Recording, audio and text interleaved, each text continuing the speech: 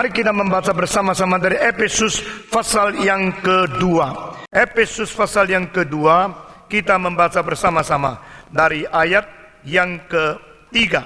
Efesus pasal yang kedua, dari ayat yang ketiga sampai dengan ayat yang kelima. Sebenarnya dahulu kami semua juga terhitung di antara mereka, ketika kami hidup di dalam hawa nafsu daging dan menuruti kehendak daging dan pikiran kami yang jahat. Pada dasarnya kami adalah orang-orang yang harus dimurkai sama seperti mereka yang lain.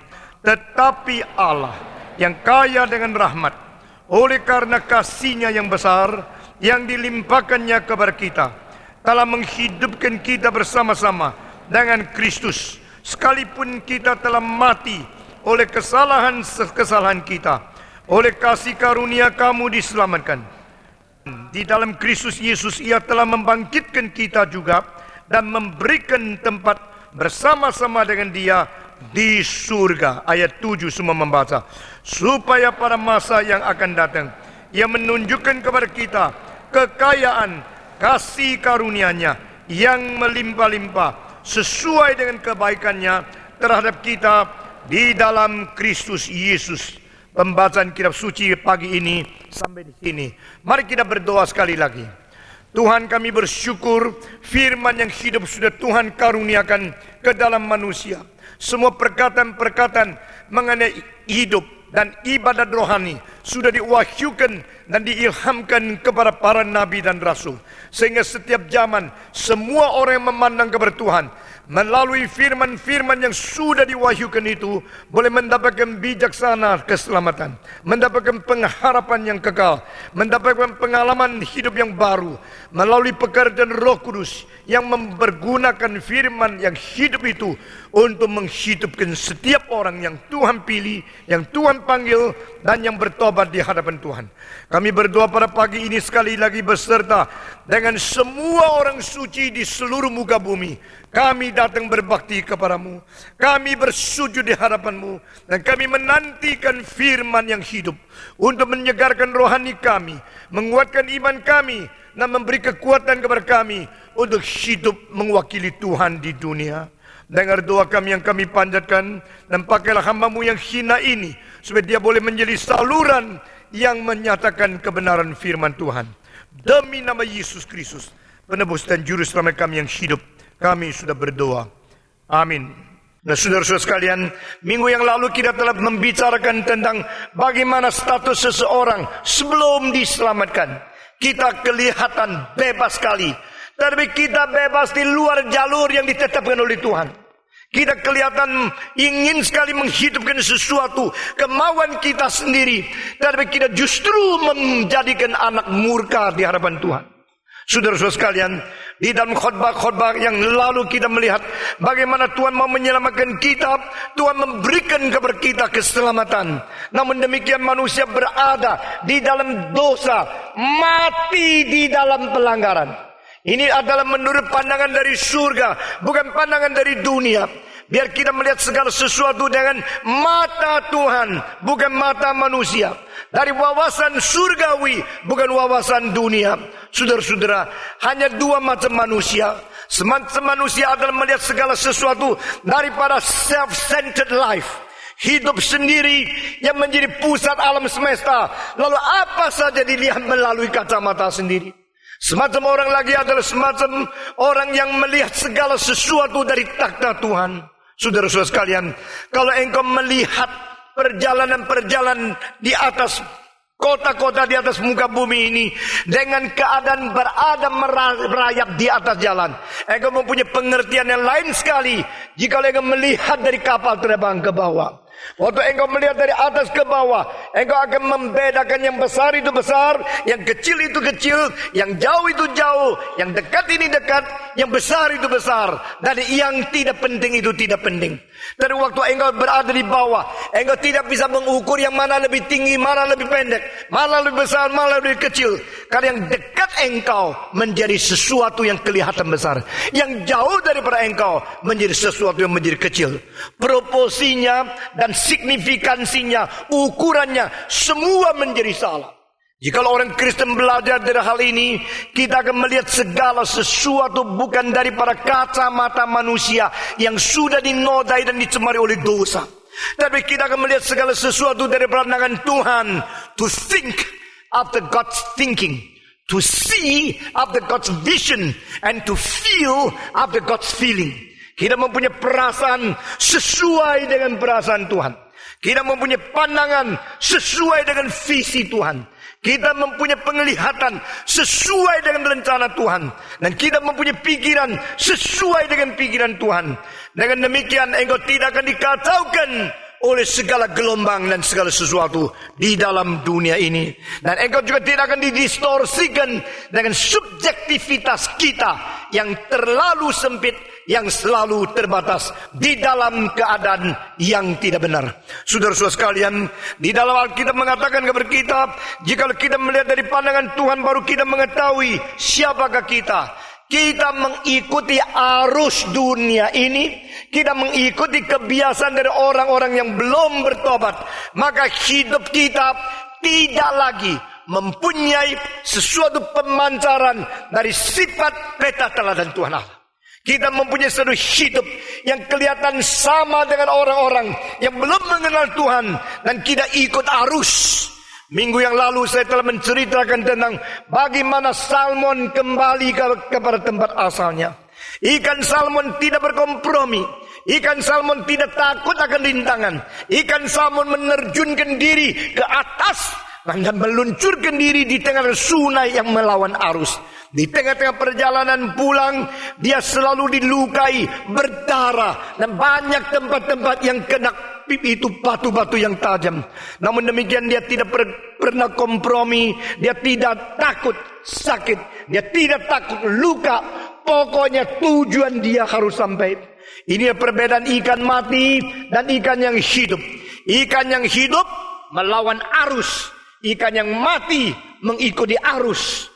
Sekarang kita melihat gejala gereja, begitu juga di dalam banyak gereja kita melihat orang mengikuti dunia, bukan mempengaruhi dunia, bukan pengaruh dari kuasa Roh Kudus yang berada di gereja keluar ke dalam dunia lalu mempertobatkan manusia.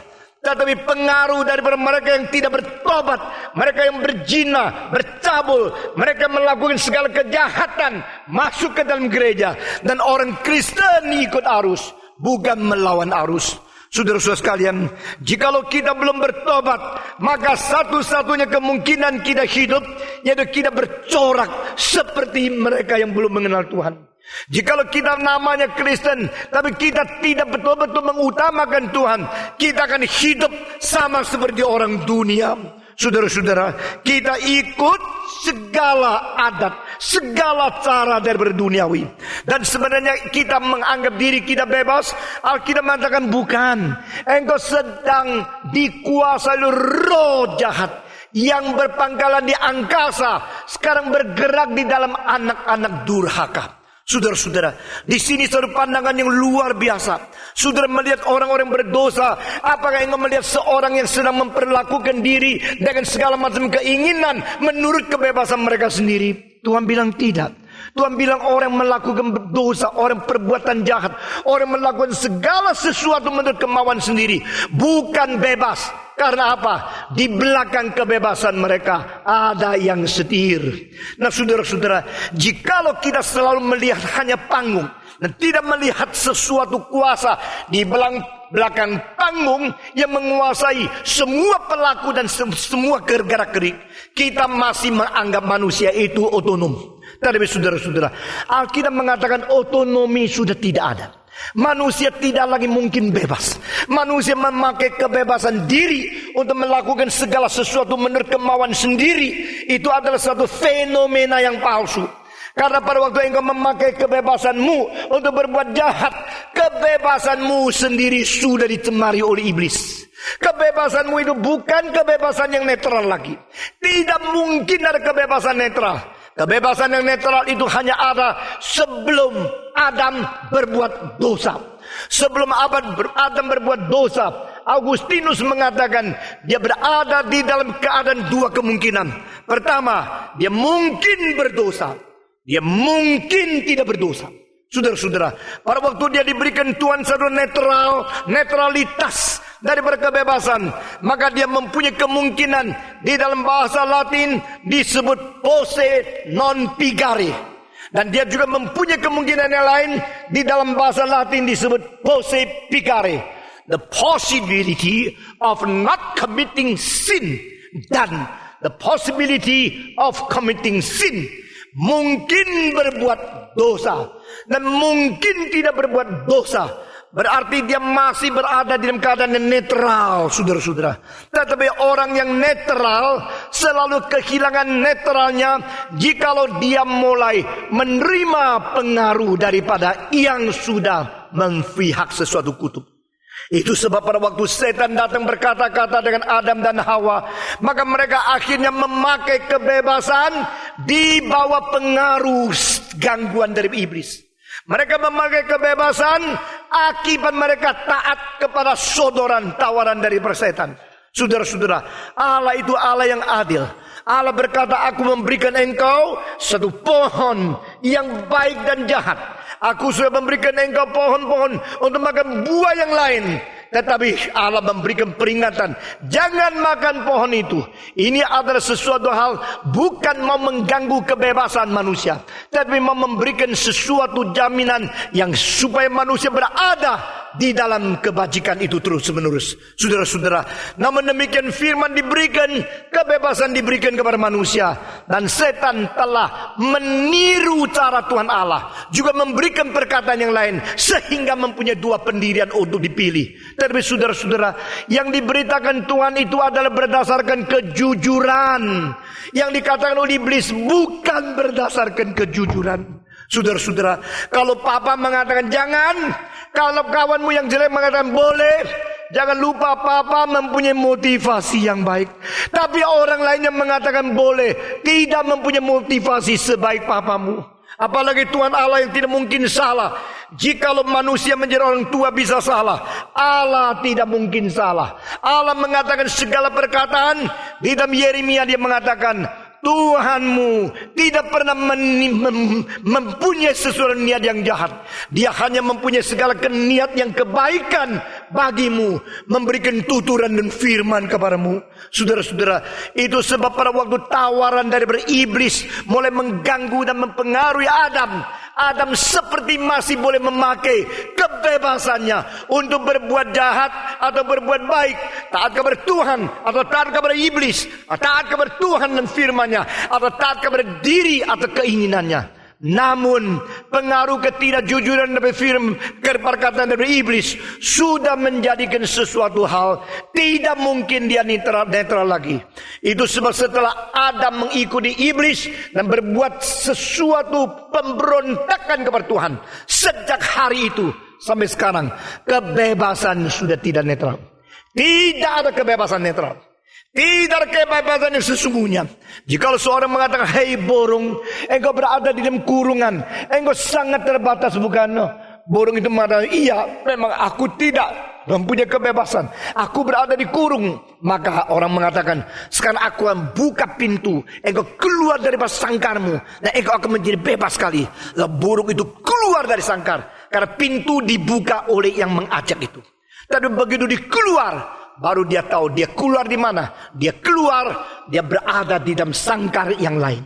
Nah, itulah adalah artinya kebebasan yang belum sungguh-sungguh. Kecuali Kristus memberikan kemerdekaan yang sejati, tidak pernah ada kebebasan yang sejati. Itu seperti dalam Yohanes pasal 8 ayat ke-36, Yesus Kristus berkata, jikalau Anak manusia memerdekakan kamu, baru sungguh-sungguh engkau dimerdekakan. Iblis tidak pernah berdagang gagal. Iblis tidak pernah memberikan penawaran yang hanya menguntungkan kamu dan merugikan diri. Itu tidak mungkin. Iblis selalu menang dan dia selalu akan menginjak-injak kebebasan manusia dan menginjak-injak harkat manusia yang dicipta menurut peta dan teladan Allah. Kecuali manusia menaklukkan diri ke bawah pimpinan Tuhan, taat kepada Roh Kudus, manusia jangan kira kita sangat pandai, kita bisa memelihara diri, kita cukup kekuatan untuk mempertahankan apa yang kita miliki yang baik. Saudara-saudara, itu mimpi dan itu sesuatu penipuan terhadap diri sendiri. Alkitab di sini berkata kepada kita, kita yang taat kepada adat dunia ini, kita yang ikuti akan semangat zaman ini, dan kita yang melampiaskan nafsu menurut kemauan kita sendiri ini, bukan bebas, melainkan kita sedang berjalan di dalam keinginan roh jahat yang berpangkalan di angkasa. Berarti apa? Setan memakai roh-rohnya bekerja di dalam hati manusia. Dan manusia yang kelihatan bebas, tidak bebas, karena ada remote control yang berada di belakangnya. Saudara-saudara, dulu kalau engkau melihat orang main layangan, yang main layangan pegang tali itu, lalu layangannya itu seperti bebas di atas. Engkau melihat, nah apa itu? Itu bebas? Tidak. Ada tali yang sedang dikontrol oleh tangan. Lalu engkau melihat ada semacam kapal terbang yang terbang-terbang tidak pakai tali. Karena apa? Pakai baterai, pakai satu electrowave, pakai semacam kontrol yang tidak kelihatan hubungannya. Engkau melihat seorang yang sedang remote control di belakangnya. Kapal terbang itu yang kecil kelihatan bebas, tetapi sedang dikontrol secara ketidaklihatan. Saudara-saudara, demikian semua orang berjudi, berzina, berbuat jahat, menipu, membunuh, dan melakukan segala macam kejahatan. Kelihatan seperti bebas. Sebenarnya ada remote control yang pangkalannya ada di angkasa. Di dalam pasal ke-6 Efesus kita melihat dengan jelas, di angkasa roh setan itu sedang bekerja, dan dia kirim roh-roh jahat bekerja di dalam hati manusia yang bebas. Saudara-saudara, itu sebab minggu lalu kita mengatakan, 2 minggu yang lalu kita mengatakan, jikalau kita berdoa tidak demi nama Yesus Kristus, tak mungkin kita mengalahkan setan, dan tak mungkin kita sampai kepada dia. Allah mau kita berdoa kepada kita, tetapi ada pencegah yang tidak disusun oleh Tuhan Allah, yaitu kuasa setan merintangi doa, kuasa setan menghambat doa. Tidak ada satu doa manusia berdasarkan kuasa, jasa, kebajikan, dan segala jasa agamanya boleh langsung datang kepada Tuhan. Saudara-saudara, ada agama yang menghilangkan juru selamat dan pengantara. Ada yang agama yang menambah pengantara-pengantara lain, yang ditambah dengan orang-orang yang dipilih dari antara rasul. Saudara-saudara, saya tidak menjawab lebih jelas lagi akan poin ini. Di antara Allah yang hanya satu dan manusia, ada satu-satunya pengantara, yaitu Yesus Kristus, yang Allah pernah sendiri menjadi manusia. Itu the only mediator between the only God and human beings is the incarnated Christ. Nah, saudara perhatikan, ini merupakan satu ajaran yang penting sekali di agama Kristen. Allah itu hanya satu, dan antara Allah dan manusia, pengantara juga hanya satu. Yang disebut hanya satu, one and only mediator. Berarti tidak ada bandingnya, tidak ada lawannya, dan tidak boleh dibuang olehnya. Saudara-saudara, namun ada agama yang mengatakan tidak usah, tambah Yesus, langsung berdoa kepada Allah, lalu diakhiri dengan amin, selesai. Tidak usah pengantara. Saudara, siapakah engkau? Engkau manusia yang berdosa dengan kebajikan yang begitu sedikit remeh, begitu hina dan begitu terbatas. Engkau kira jasamu cukup membawa engkau kepada Allah? Tidak mungkin. Saudara-saudara, agama-agama yang tidak mau Yesus, hanya mau jasa diri berbuat baik, lalu doa mereka bisa menembus akan tempat pangkalan di tengah angkasa itu. Alkitab mengatakan tidak. Lalu Alkitab berkata kepada kita, juga ada orang-orang yang menambah-nambah sesuatu pada Injil. Jadi doa bukan melalui Yesus. Jadi ada agama yang buang pengantara satu-satunya. Ada agama yang menambah banyak-banyak pengantara. Kedua-duanya bukan ajaran Alkitab. Saudara-saudara, the only mediator, the only one is the Savior, Jesus Christ, the incarnated Word of God, who became flesh, who lived among us, Emmanuel. Satu-satunya yang menjadi pengantara adalah Yesus Kristus. Kristus yang Allah jelma menjadi manusia, yang mati dan bangkit, yang sudah diberikan nama di atas segala nama, melampaui semua pemerintah, semua penguasa, baik di bumi maupun yang di angkasa. Saudara-saudara, puji Tuhan. Kalau kita sudah jelas demikian, maka kita mengetahui yang bekerja di dalam hati-hati orang-orang murtad, orang-orang melawan Tuhan, berbuat dosa, itu ada roh yang bukan tertinggi. Dan orang Kristen yang berani melawan dia, kita mempunyai roh yang lebih tinggi daripada roh jahat yang berada di angkasa itu. Itu sebab saudara-saudara, di sini kita melihat pasal kedua memberikan paling sedikit 4 nama untuk orang yang belum diselamatkan. Pertama, mereka adalah anak durhaka, anak yang melawan dan memberontak, yang tidak taat kepada pimpinan Tuhan. Kedua, mereka adalah orang yang melampiaskan nafsu, anak-anak nafsu birahi. Mereka mengikuti kemauan nafsu sendiri. Ketiga, mereka adalah orang yang semau sendiri menurut kebebasan. Kebebasan kemauan mereka. Itu menjadi hal yang ketiga yang ditulis sini. Dan keempat, mereka adalah anak-anak yang dimurkai. Nah saudara-saudara, anak durhaka, anak melampiaskan nafsu, anak yang memperlakukan diri secara segala kebebasan yang palsu, dan anak yang patut dimurkai oleh Tuhan. Ini keadaan kita sebelum kita diselamatkan. Tapi saudara-saudara, kapankah kita diselamatkan?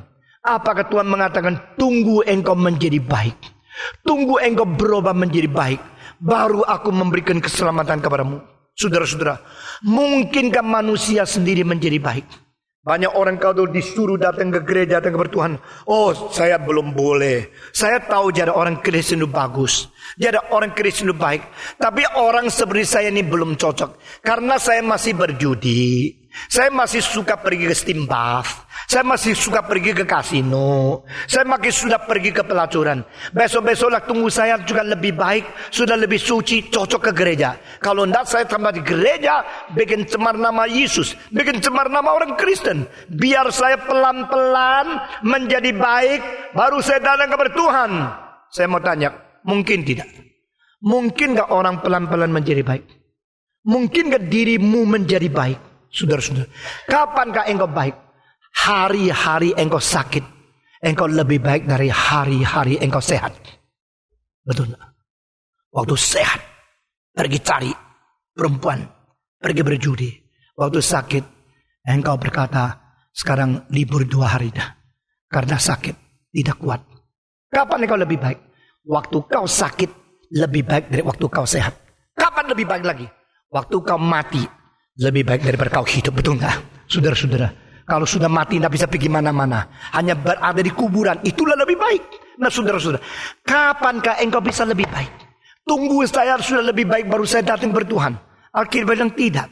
Pada saat engkau berada di dalam segala pelanggaran, pada saat engkau berada di dalam kecemaran, berada di dalam dosa, saat itulah Tuhan yang mau menyelamatkan engkau. Bukan berdasarkan kemauan. Yang berdasarkan kemauan kita hanya satu. Saya mau berbuat sesuatu untuk melanggar. Saya mau berbuat sesuatu untuk melampiaskan nafsu. Saya mau berbuat sesuatu untuk menjalankan kebebasanku. Saya berbuat satu untuk membuat Tuhan marah. Itu yang bisa kita katakan. Yang bisa kerjakan hanya itu. We can only commit sin. We can only follow our lust. We can only betray our God.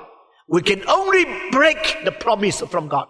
Kita menjadi pelanggar, kita menjadi perusak, kita menjadi orang yang merusak diri dengan kebebasan yang bersifat destruktif. Saudara-saudara, kita hanya bisa bekerja seperti ini. Tapi Alkitab di sini mengatakan, pada waktu kita berada di dalam pelanggaran, Dia menghidupkan kita.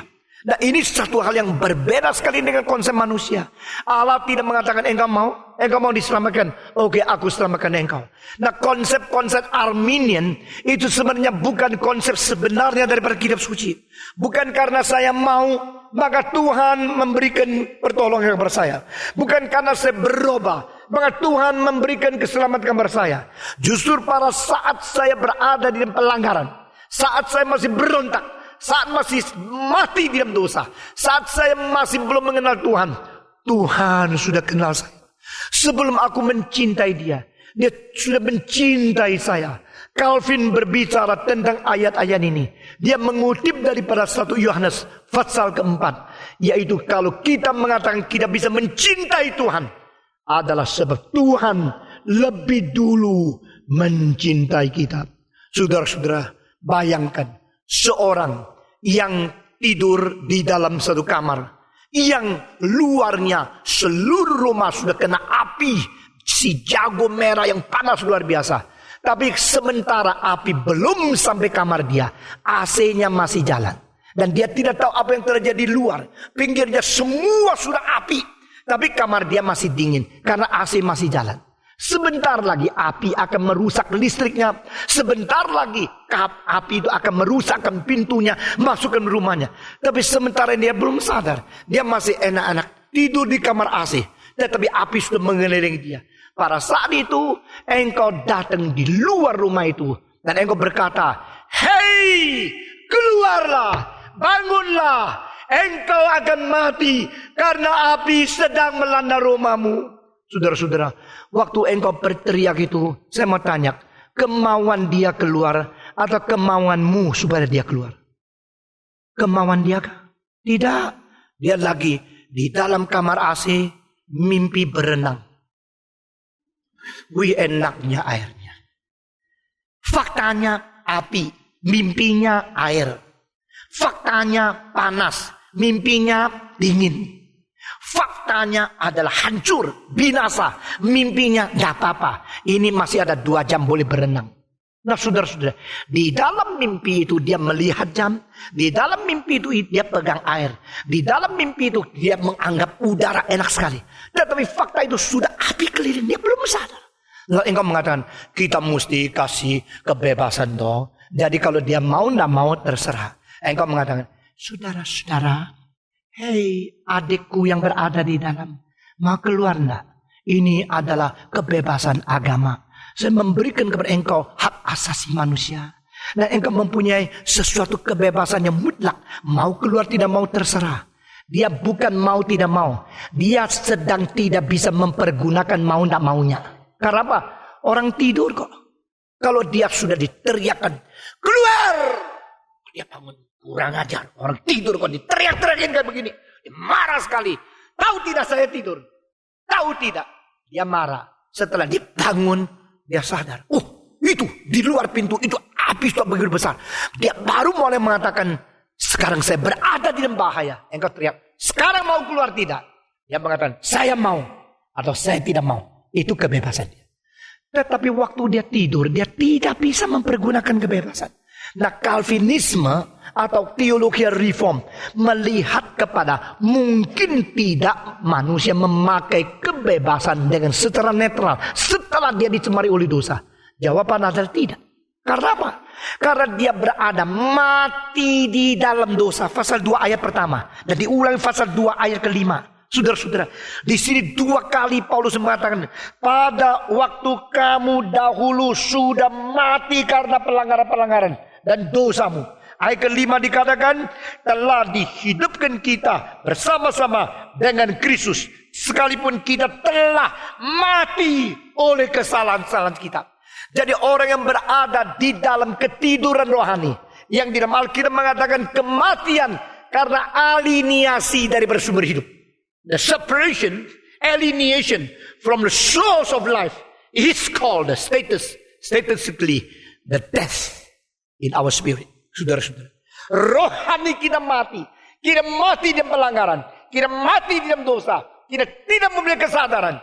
Dalam keadaan demikian mungkinkah kita orang yang mati mengatakan saya mempunyai kebebasan, saya memakai kebebasan? Tidak mungkin. Seperti orang yang tidur di dalam kamar AC, dikelilingi oleh api, dia tidak bisa mengatakan saya mau keluar. Dia tidak rasa dia perlu keluar kok. Dia tidak rasa dia perlu keluar melarikan diri, karena dia rasa enak kok. Sama seperti sekarang engkau menginjili orang lain, engkau memerlukan Yesus Kristus, engkau perlu diselamatkan, engkau perlu dapat hidup yang baru. Dia bilang enggak kok, saya enak-enak kok. Saya orang yang begitu baik, saya pekerja segala sesuatu menurut Leong Sim, menurut hati nuraniku. Saya mempunyai tradisi agama dari nenek moyang. Saya mempunyai hidup yang sangat terjamin. Saya mempunyai hidup moral yang cukup baik. Saya mempunyai hidup sejahtera di dalam rohani. Saya tidak perlu Kristen. Kenapa orang Kristen selalu menjadi troublemakers? Selalu berkata kepada engkau berdosa. Tidak, saya tidak rasa. Orang yang belum merasa dia berada di dalam belenggu dosa, bagaimana dia bisa memakai kebebasannya untuk keluar?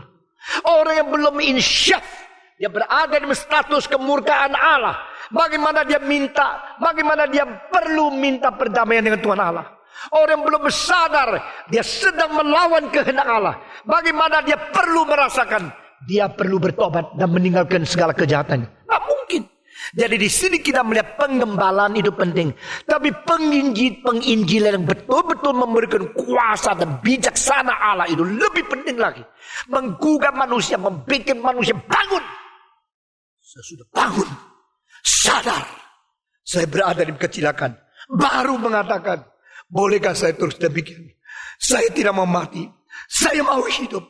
Baru mengatakan, saya mau memakai kebebasan untuk memilih Tuhan Yesus. Saudara-saudara, Arminian tidak melihat ke situ. Mereka masih kira manusia semua mempunyai kebebasan netral seperti sebelum Adam berbuat dosa. Orang Arminian mentafsirkan sifat manusia seperti manusia belum pernah dicemarkan oleh dosa. Orang Arminian seolah-olah melihat setiap orang itu begitu baik, dan mereka sekarang ada kesalahan perlu diselamatkan. Hanya tunggu mereka mengatakan, Tuhan tolong saya, maka mereka sudah beres. Saudara-saudara, tidak. Bukan secara demikian. Manusia secara hakiki, dosa sudah mematikan rohani mereka, sehingga mereka tidak mungkin mempunyai kesadaran sebelum mereka mengetahui bahaya, sebelum mereka boleh mempergunakan kebebasannya. Saudara-saudara, itu sebab istilah di sini dipakai begitu keras. Engkau mati di dalam dosa. Engkau mati di dalam dosa. Orang mati di dalam dosa, pada saat engkau mati di dalam dosa, Dia menghidupkan engkau kembali. Ini berarti apa?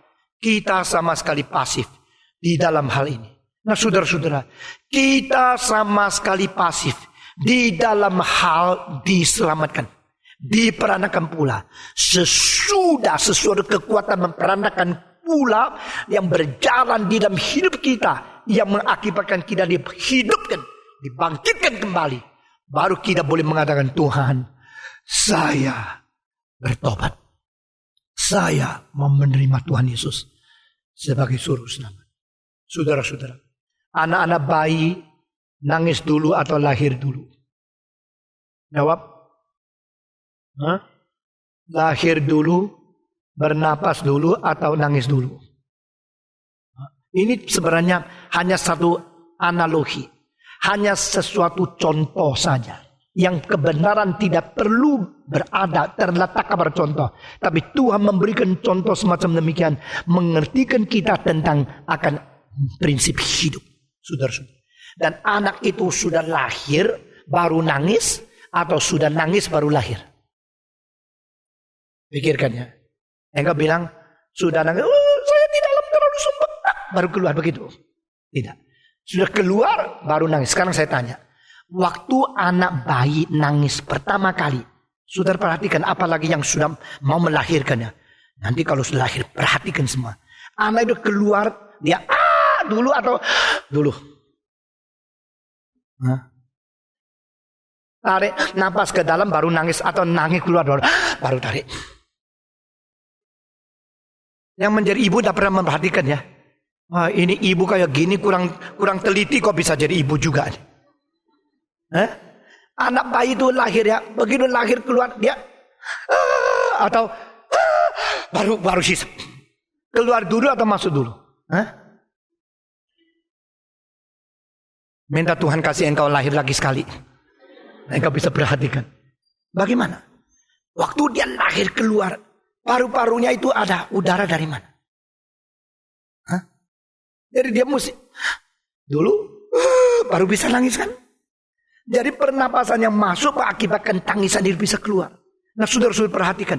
Ini urutan ini ada sedikit menolong kita mengerti bagaimana Tuhan bekerja. Dia tidak pernah mengatakan saya mau dilahirkan. Tapi ada sesuatu kekuatan dalil mengenai hidup yang ditetapkan oleh Tuhan. Pada saat tertentu dia dilahirkan. Dia belum bisa menggunakan kemauan. Dia belum bisa memilih mau hidup di luar atau di dalam rahim. Dia belum bisa mempergunakan free will-nya. Belum. Tapi pada waktu dia dilahirkan, Di situ ada penentu dan berdalil hidup Tuhan Allah yang menciptakan semua prinsip itu yang berjalan. Dia pasif. Karena dia belum bisa mengambil keputusan. Dia belum bisa memilih. Begitu dia lahir, sesudah dia dapatkan hidup baru di dalam status pasif, maka dia, kalau tidak ada udara yang masuk, maka tidak mungkin dia mempunyai kekuatan untuk menangis. Nah, kalau saya anggap dilahirkan kembali oleh Roh Kudus mendahului sesuatu kekuatan kita sadar dan kita hidup untuk mengerti apa baik dan apa jahat, maka pertobatan adalah berdasarkan pengertian standar kesucian Tuhan Allah. Dengar baik-baik, saudara-saudara. To repent is a result of understanding the standard of good and evil according to the criteria of God.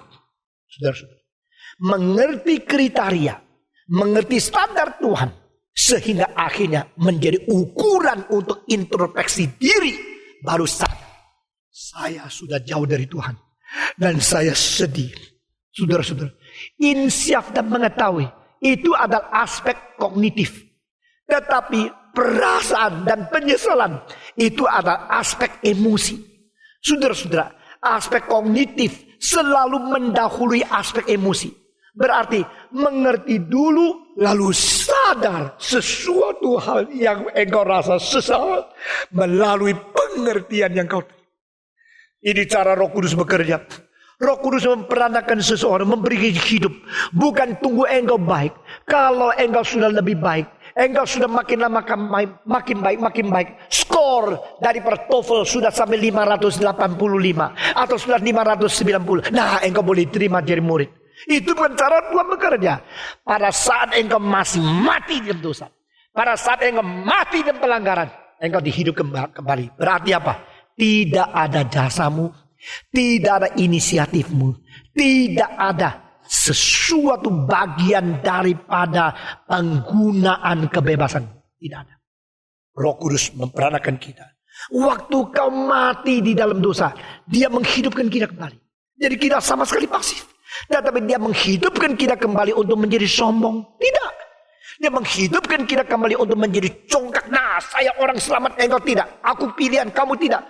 Barang siapa membanggakan diri karena dia kaum pilihan, lalu dengan syarat seperti ini dia menghina mereka yang tidak bertobat, membuktikan dia belum mengerti kebenaran Tuhan. Dan mungkin dia tidak tergabung kaum pilihan. Saudara-saudara, barang siapa mengatakan saya Kristen, saya pasti masuk surga, saya berzina, berbuat apa pun tidak apa-apa, karena saya adalah orang Kristen. Engkau yang tidak Kristen, engkau pasti binasa. Orang ini membuktikan dia sama sekali bukan Kristen. Dia mungkin anak keturunan bangsa Kristen, anak keturunan daerah Kristen, anak keturunan dari suku Kristen, tapi dia bukan Kristen. Kristen yang sesungguhnya adalah di hadapan Tuhan sadar, saya tidak ada apa-apa. Saya orang berdosa, saya orang hina. Yang membuat saya hidup adalah Tuhan. Dan Tuhan yang telah menghidupkan saya adalah supaya saya menyedih, bersedih dan menyesalkan dosa, bertobat dan hidup di dalam kesucian. Itu sebab saudara-saudara, setelah anak itu dilahir, lalu dia menghirup udara pertama, lalu dia nangis. Roh Kudus yang bekerja di dalam dia mengakibatkan dia mengerti standar Tuhan dan menyadari kerusakan diri dan menyesali akan dosa. Pertobatan itu adalah satu buah yang dihasilkan oleh pekerjaan Tuhan. Pertobatan adalah sesuatu pernyataan dia sudah mempunyai hidup yang baru. Orang tanpa mempunyai hidup yang baru tidak mungkin mempunyai standar hidup baru untuk menyesali hidup yang lama. Engkau mempunyai hidup baru itu membuktikan engkau sekarang tahu hidupmu terlalu jauh daripada kehendak Tuhan. Hidupmu terlalu melarat, terlalu jauh dari standar Tuhan. Engkau boleh menangis. Saudara-saudara, satu kali saya berada di Siantar, saya mengatakan, selama hidupmu, saya mau tanya, pernahkah satu kali engkau berlutut di hadapan Tuhan nangisi segala dosamu? Pernahkah engkau menjadi orang yang disadarkan Lalu mengetahui dirimu orang yang begitu najis, lalu engkau berlutut minta pengampunan Tuhan, nangis. Engkau dari kecil nangis karena engkau kurang cantik. Engkau nangis karena dipukul. Engkau nangis karena dihina. Tapi engkau pernah kan nangis karena dosamu dengan sedih luar biasa di hadapan Tuhan. Saudara-saudara, setelah saya berkhotbah, wali kota yang ikut kebaktian itu, malamnya dia berkata, saya baru sadar, saya adalah orang Kristen yang dari kecil dilahirkan keluarga Kristen. Dan saya bangga saya Kristen. Tapi saya mendengar khotbah ini, saya sadar saya belum pernah sungguh-sungguh menangisi dosaku satu kali pun di hadapan Tuhan. Menjadi orang berkebudayaan Kristen, menjadi anggota di dalam gereja Kristen, menjadi orang dilahirkan di daerah Kristen, sama dilahirkan pula oleh Roh Kudus, itu dua hal. Saudara-saudara, orang dilahirkan pula oleh Roh Kudus, diperanakan pula, diberikan hidup yang baru. Salah satu buahnya adalah dia mulai menyesal, mulai sadar dia adalah manusia dicipta Tuhan, tetapi begitu jauh dari Tuhan. Maka dia minta pengampunan Tuhan. Dia rendah hati dan ketakutan tidak diterima oleh Tuhan. Orang yang ketakutan tidak diterima Tuhan adalah orang yang sudah diterima oleh Tuhan. Orang yang ketakutan hidupnya dibuang oleh Tuhan adalah orang yang sudah diberi hidup baru oleh Tuhan. Ini paradoks. Seperti engkau naik ke rumah yang tinggi sekali, engkau takut jatuh. Waktu engkau takut jatuh, seluruh kaki engkau ngilu sekali. Engkau takut jatuh membuktikan engkau belum jatuh. Justru mereka yang tidak takut jatuh, gampang jatuh. Mereka yang merasa diri baik, jauh dari Tuhan. Mereka yang diri jauh dari Tuhan, sedang didekatkan kepada Tuhan. Nah, saudara-saudara, ini pengalaman rohani. Di dalam Efesus pasal 2 ini ayat 1 dan ayat 5 itu kuncinya. Engkau mati di dalam dosa.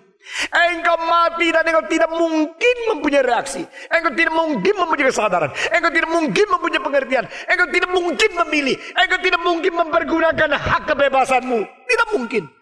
Engkau mempergunakan hak kebebasanmu untuk berbuat dosa, berzina, berjudi, berbuat segala macam jahat. Engkau melakukan segala sesuatu melawan kehendak Allah, itu ada. Tapi memperlakukan diri dengan menggunakan kebebasan untuk memilih anugerah Tuhan, tidak bisa, tidak mungkin. Engkau kalau bisa memilih Tuhan adalah karena Tuhan memilih engkau terlebih dahulu. Engkau bisa bertobat karena Tuhan telah memberikan hati pertobatan kepadamu. Engkau bisa menyesal dosa karena Tuhan memberikan standar kesadaran kepada engkau tentang berapa suci ajaran Tuhan. Begitu lihat kesucian Tuhan, baru sadar ketidaksucian diri. Begitu melihat cinta yang sempurna, baru melihat kita penuh dengan kebencian. Begitu melihat Tuhan begitu berkorban bagi engkau, baru tahu engkau betapa berharga, perlu korban begitu besar. Nah, ini semua adalah spontan refleksi daripada kesadaran melihat Tuhan. Tapi mana kita bisa melihat Tuhan? Kita hanya bisa melihat dunia. Kita hanya bisa melihat keuntungan. Kita hanya bisa melihat profit untuk diri. Saben hari yang kita cari, yang kita lihat itu mana yang bisa saya ambil, bisa saya ambil, bisa saya ambil, bisa rampas untuk diri. Engkau tidak bisa lihat dari Tuhan. Pada satu saat Roh Kudus menengadahkan kepala, merubah arahmu. Engkau melihat, engkau sadar cilaka. Yang itu begitu mulia, yang di sini begitu malu, begitu hina. Nah, engkau mulai melihat Tuhan. Tuhan ini tak penting, tapi dulu saya begitu mementingkan. Saudara-saudara, saya percaya ada kehendak Tuhan untuk zaman ini. Di dalam kebahayaan Indonesia begitu besar, semua orang telah menganggap uang paling besar. Tuhan membuat hancur keuangan. Suruh engkau mengetahui, dirimu mempunyai jiwa lebih penting dari uang yang kau cari. Berapa tahun akhir ini saya melihat orang datang ke dalam kebaktian. Mereka Senin sampai Sabtu Tuhan mereka adalah uang. Hari Minggu berdoa supaya Tuhan kasih kekuatan mereka boleh dapat lebih banyak uang. Jadi Senin sampai Sabtu cari uang. Minggu bukan cari Tuhan, cari kekuatan Tuhan untuk mendapat lebih banyak uang. Akhirnya engkau memperoleh seluruh dunia, kehilangan nyawamu, apa gunanya? Tuhan mengatakan kepadamu, kau kira uang itu Tuhanmu? Saya dengan angin sedikit saja menghancurkan orang paling kaya. Ada orang sudah tumpuk uang sebegitu banyak puluhan tahun hanya karena mau menjadi lebih besar. Di dalam bulan terakhir pinjam banyak dolar, Akhirnya semua uang mereka yang pernah dimiliki hancur di dalam satu malam. Kau sandar kepada siapa? Kau sandar kepada dunia? Kau sandar kepada dolar Amerika? Kau sandar kepada Uncle Sam? Saudara-saudara, kamu mempunyai bapak asli di situ, tidak mau. Cuma mau uncle-uncle di dunia. Ada baiknya Tuhan menggugah kita. Di dalam kesulitan-kesulitan Tuhan membuka kuping kita. Psss, semua kotoran dikeluarkan, kita baru dengar. Firman itu firman. Firman itu kekal. Dunia ini tidak kekal. Kerajaan Allah tidak tergoncang. Kerajaan dunia goncang. Maafkan, Stephen Tong adalah orang yang berjuang untuk kerajaan Tuhan Allah yang tidak mau kompromi. Jangan kira kau kaya, saya takluk. Jangan kira kau miskin, saya hina. Tidak. Saya cuma tahu Tuhan bertakhta. Dan semua yang melawan Tuhan harus gagal. Jika Tuhan mengizinkan kau kelihatan masih begitu jaya dan sambil melawan Tuhan, adalah Allah yang membiarkan engkau menghancurkan diri tanpa sadar. Saudara-saudara, kau mati di dalam dosa. Kau tidur di dalam keadaan profit. Kau sudah membiuskan diri dengan uang. Tapi Tuhan berkata, Dia membangkitkan engkau. Saudara, lebih baik dipotong satu tangan, sisa satu masuk surga, daripada kedua tangan utuh masuk neraka. Ini firman Tuhan. Lebih baik engkau kerugian besar, tapi akhirnya mengingat jiwamu lebih berharga daripada dunia ini. Daripada engkau mendapatkan profit sebanyak mungkin tapi dilempar oleh Tuhan. Saudara-saudara, tahun depan akan menjadi lebih sulit. 6 bulan kemudian, 12 bulan kemudian, kita akan melihat lebih banyak orang yang nganggur. Dosa, kriminalitas akan lebih banyak. Rakyat kerusuhan dan orang masuk ke jalan akan lebih banyak. Dan ada orang akan membunuh diri, ada yang gila, ada yang masuk rumah sakit, ada yang sakit jantung dan kematian akan tambah. Saudara-saudara, di mana manusia sudah memperdewa uang, Tuhan berkata, no, I am the only God. Those are not, money is not God, profit is not God, the world is not your eternal home, now return to me. Kembali kepadaku. Tuhan menghidupkan seseorang. Tuhan membuka kuping seseorang pada waktu mengizinkan orang itu berada di penderitaan. Tuhan berjalan dan mulai disadari oleh orang bahwa Dia berjalan bersama pada waktu engkau berada di kesengsaraan. Waktu engkau berada di kelancaran, engkau tidak lihat Tuhan. Waktu engkau berada di kemakmuran, engkau tidak sadar rohani. Waktu engkau di dalam kelancaran, engkau hanya memberikan kesempatan sedikit untuk Tuhan. Kalau ada waktu banyak kasih sedikit untuk Tuhan, dia orang tua tidak marah. Saudara-saudara, ornamentasi kecil-kecil yang bikin kelihatan engkau beragama yang indah, seperti baju yang bagus dikasih bordir sedikit-sedikit. Itulah sifat agamamu. Tapi Allah tidak menuntut demikian. Allah mengatakan, my son, give your heart to me. Berikan hatimu kepadaku dan berkenanlah di dalam jalanku. Saudara-saudara, begitu banyak orang pada detik-detik terakhir mendadak merosot. Mendadak seperti air terjun dari tempat yang tinggi turun ke bawah. Inilah dunia. 10 tahun yang lalu saya berkhotbah, kita mengikut Yesus, kita pikul salib, kita mengikuti Tuhan, menderita untuk Tuhan. Nyonya Robi mengatakan, Pak Stephen Tong, di dalam zaman semua orang itu bicara tentang kesuksesan, kemakmuran. Kamu sendiri pikul salib. Pantesan kita sepi, mereka rame.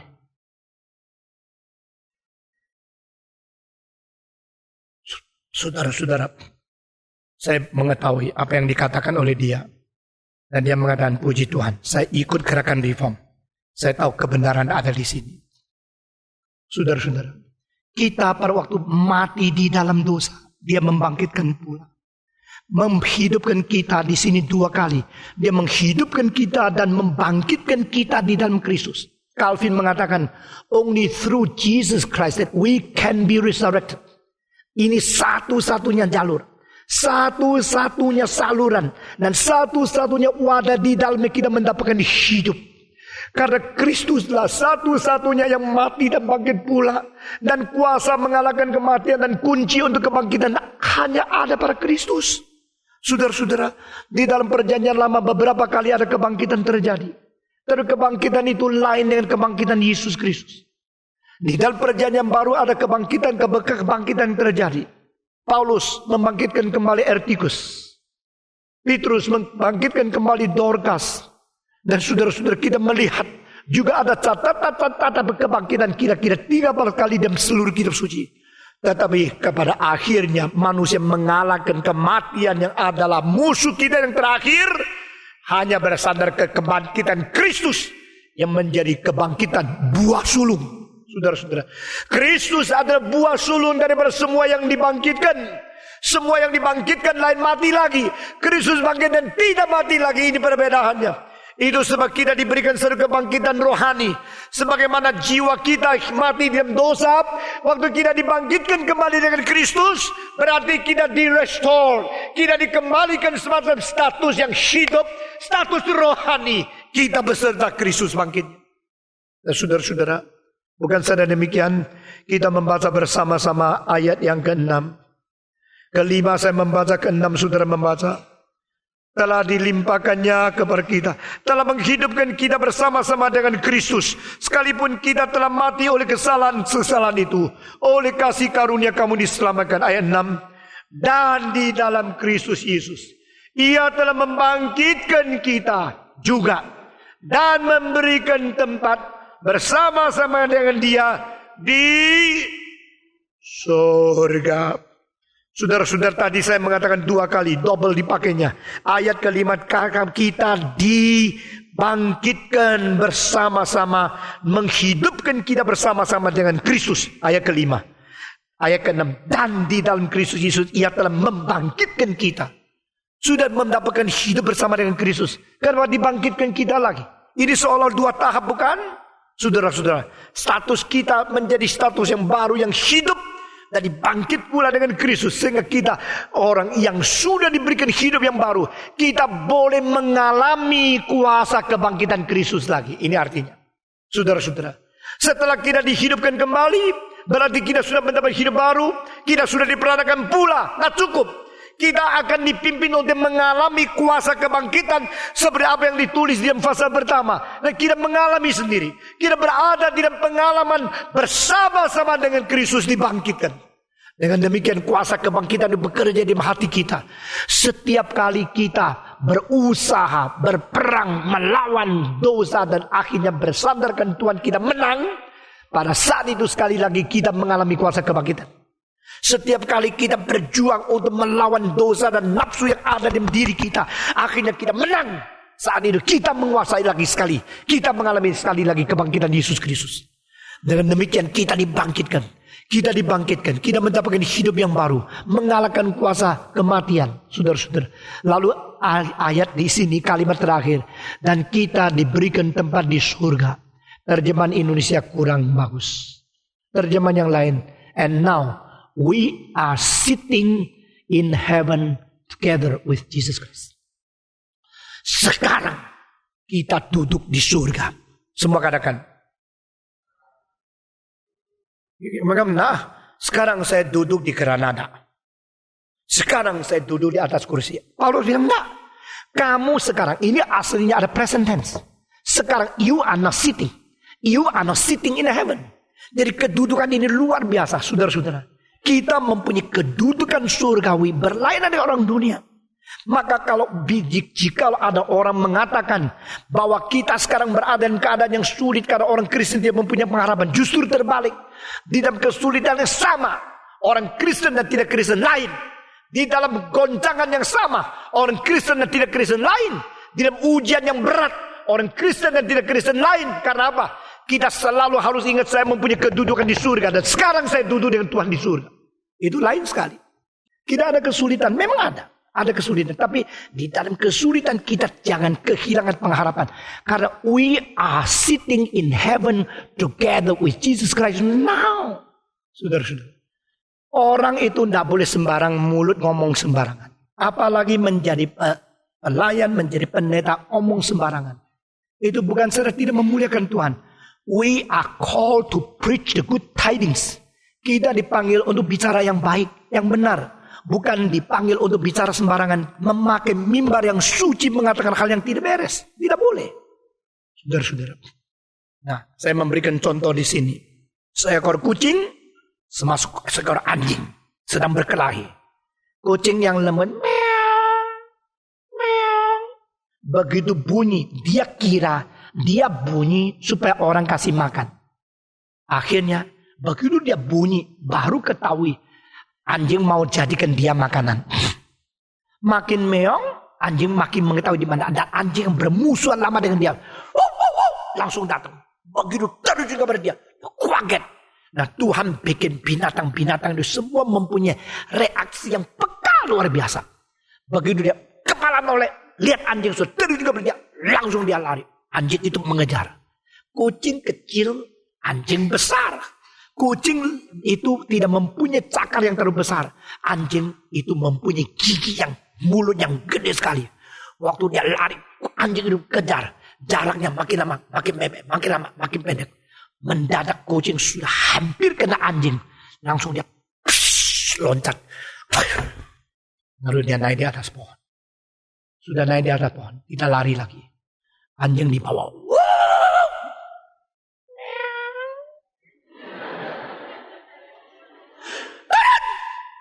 Tidak.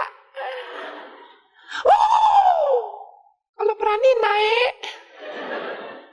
Bisa nggak? Anjing itu galak gede. Tapi dia hanya turun.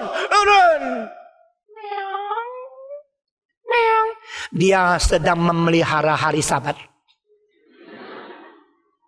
Dia tenang. Karena apa?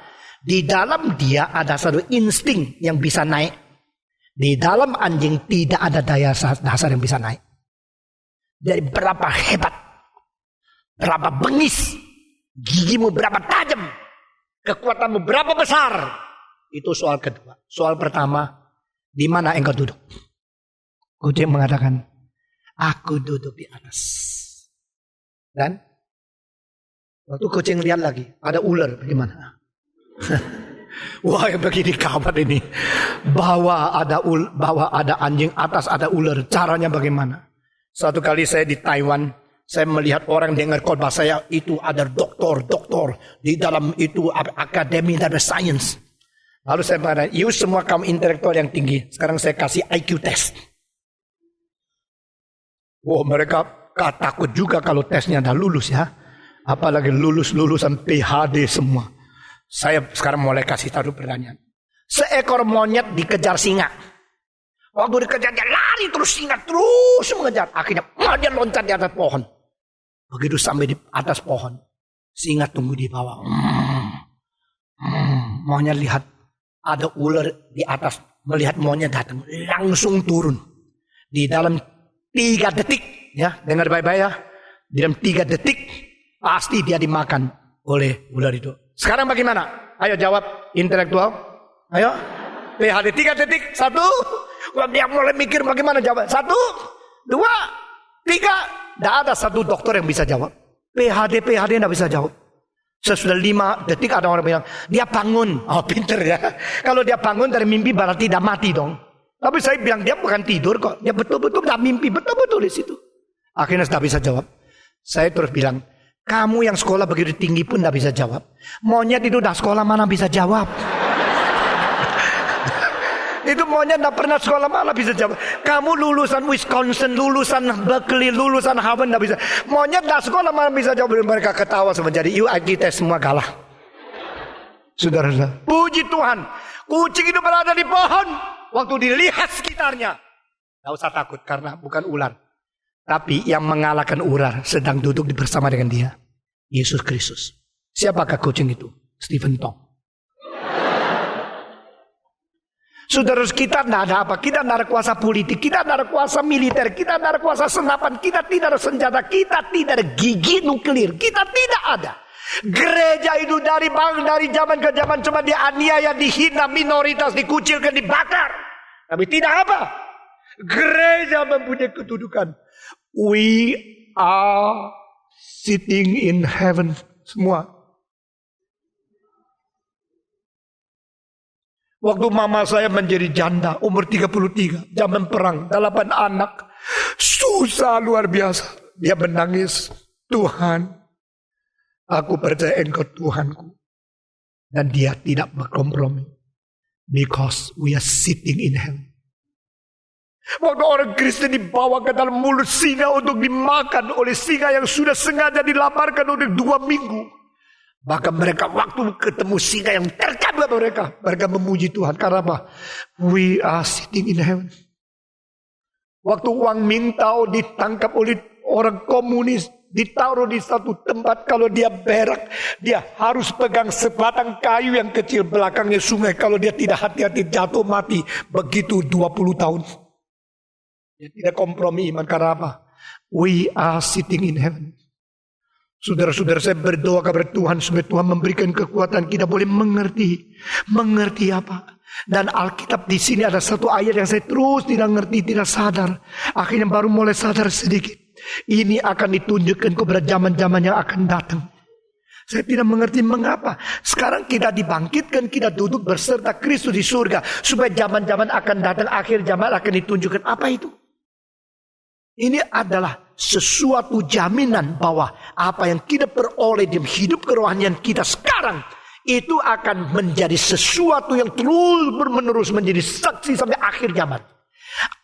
Even in the day of glorification, pada saat kita dipermuliakan dan pada waktu akan menyatakan semua ini benar. Bukan secara demikian, zaman-zaman akan datang melihat bagaimana kita mempunyai hidup yang menang.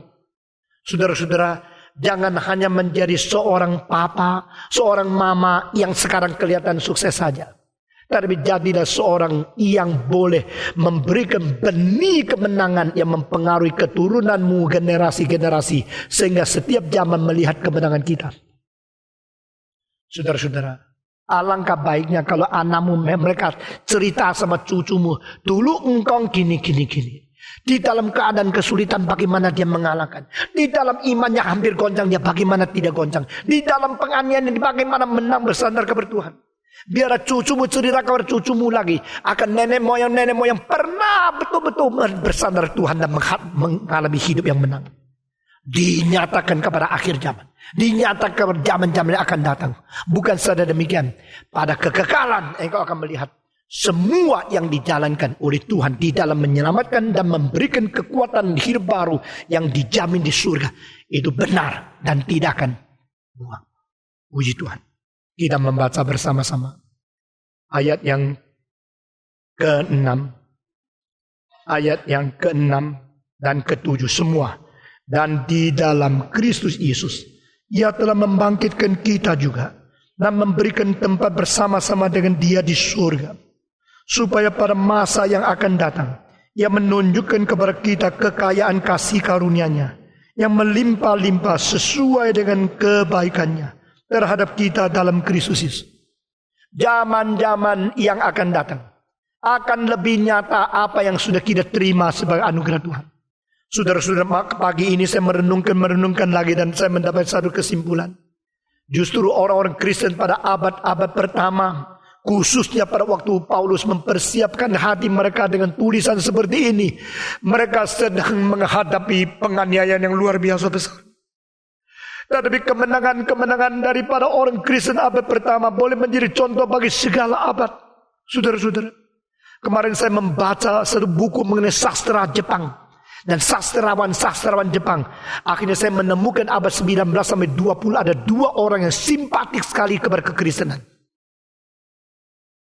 Tetapi yang satu pada waktu Hirohito dia mulai berubah. Yang tadinya menunjuk akan politik berdasarkan rakyat jelata.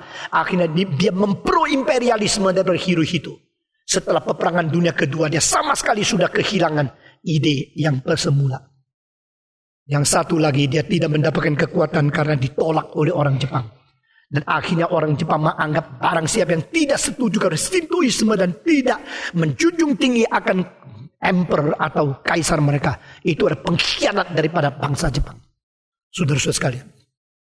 Waktu saya mempelajari akan apa yang terjadi di negara ini, negara itu. Saya melihat ada satu dalil. Yaitu karena akhirnya orang Jepang sudah mengalami kesulitan mempertahankan kekristenan. Maka Kristen Jepang sekarang adalah Kristen yang sangat berkompromi dengan arus. Dan mereka mulai hanyut. Saudara tahu, di seluruh Jepang gereja paling besar yang ikut kebaktian tidak sampai yang duduk di tengah ini saja. Gereja paling besar. Setelah 100 lebih tahun penginjilan. Terus mengabarkan Injil. Bahkan bukan 100 tahun. Francis Xavier abad ke-16 sudah ke Jepang. Sampai sekarang tidak bisa berkembang. Karena apa? Karena kompromi dengan politik. Kompromi dengan masyarakat. Kompromi dengan kebudayaan. Kompromi mengakibatkan melemahkan diri. Saudara-saudara. Terus saya mengambil contoh Nestorianisme. Bagaimana berhenti pengaruh dan akhirnya hancur lebur. Seluruhnya lenyap di sejarah Tiongkok. Padahal yang pertama kali mengabar Injil ke Tiongkok bukan Katolik, bukan Protestan, tapi Nestorian, abad ke-7. Saudara-saudara. Mereka memakai istilah yang disebut itu Tritunggal dirubah menjadi San I Miaosen. Miaosen. Dan mereka menyebut surga sebagai Nipan. Jadi istilah-istilah nirwana mengganti surga. Istilah-istilah tri sesuatu yang lain di dalam Buddha diganti dengan agama Kristen. Akibatnya adalah kacau balau dan akhirnya orang Tionghoa mengatakan kalau begini tidak usah. Barang siapa yang tidak mempertahankan murninya sendiri, sifatnya sendiri, sadar akan keunikan finalitas Kristus sendiri, dia akan lenyap. Jepang demikian. Jangan kita mengulangi. Saudara-saudara. Saya kadang-kadang melihat emas. Kenapa emas tidak berubah? Kenapa emas kok warnanya terus kuning? Kenapa? Karena emas itu paling kolot. Tidak mau campur sama yang lain. Emas itu paling kaku. Tidak mau kompromi sama yang lain. Pokoknya aku itu emas. Ya emas. Tidak usah campur-campur ya. Tidak usah gabung-gabung ya. Dia tidak mungkin. Karena oksidasi lalu berubah warna. Karena apa? Dia terus mempertahankan mutu dia sendiri. Saudara-saudara, engkau bilang saya juga mempertahankan mutu sendiri, tidak mau berubah. Kertas ya itu kertas, kena air hancur. Nah, saudara-saudara, kalau mau mempertahankan sendiri, mempertahankan setelah engkau mempunyai kemurnian seperti emas yang berharga. Orang yang doktrinnya ada beres, lalu mempertahankan sendiri seperti kertas. Yang tetap mau jadi kertas. Tidak mungkin lagi jadi kertas di tengah-tengah hanyutan air. Kiranya Tuhan memberkati kita dan kita mengerti dengan sesungguhnya bahwa kita diberikan hidup yang baru. Kita duduk di surga. We are now sitting in heaven together with Jesus Christ. Jadi saudara ingat, di dalam kesulitan, di dalam penganiayaan, di dalam kegagalan, jangan lupa kalau engkau hidup dalam kesucian, hidup sesuai kehendak Tuhan. Pengalaman-pengalaman pahit tiba kepada engkau tahu. Sekarang aku duduk di surga. Anjing, gonggonglah. Anjing, kalau berani naiklah. Aku tidak turun. Karena aku sedang duduk bersama Kristus di surga. Mari kita berdiri, kita berdoa. Mari kita berdoa bersama-sama. Kiranya Tuhan menyadarkan kita bahwa kita bisa hidup di dalam Kristus adalah karena pekerjaannya, bukan jasa kita. Kita sebelum bisa mempergunakan kebebasan kita dibangkitkan kembali. Dan kita bersyukur kita duduk di sebelah, di hadapan Tuhan di atas surga. Sekarang juga beserta dengan Kristus. Biar kita menikmati, menghayati, sadar akan kedudukan kita yang begitu mulia. Mari kita bersyukur, semua berdoa. Bapa di dalam surga, kami berterima kasih untuk kebaktian yang sudah Tuhan pimpin. Firman yang sudah Tuhan serahkan ke dalam hati kami masing. Dan Roh Kudus yang bekerja di dalam hati dan pikiran kami satu persatu. Kami berdoa kiranya Tuhan bekerja untuk menginsyafi kami, menyadarkan kami, memberikan kekuatan kepada kami bahwa kami pada waktu masih mati di dalam pelanggaran, Tuhan sudah menghidupkan kami kembali. Tuhan membangkitkan kami beserta Kristus sehingga kami boleh mengalami kuasa kebangkitan yang besar yang berjalan di dalam diri kami. Kami berterima kasih bahwa kami sekarang duduk di atas surga beserta Kristus. Kami berterima kasih biar setan meraung mereka dengan cara apa saja memberikan ketakutan kepada kami. Kami tetap berdiri dan duduk berserta dengan Tuhan di surga. Dengar doa kami ya Tuhan, kami serahkan semua ini ke dalam tangan Tuhan. Pimpinlah gerejamu, pimpinlah orang Kristen, pimpinlah mereka yang berada dalam kesulitan. Dengar doa kami yang kami panjatkan dalam nama Yesus Kristus, penebus dan juru selamat kami yang hidup. Kami berdoa. Amin.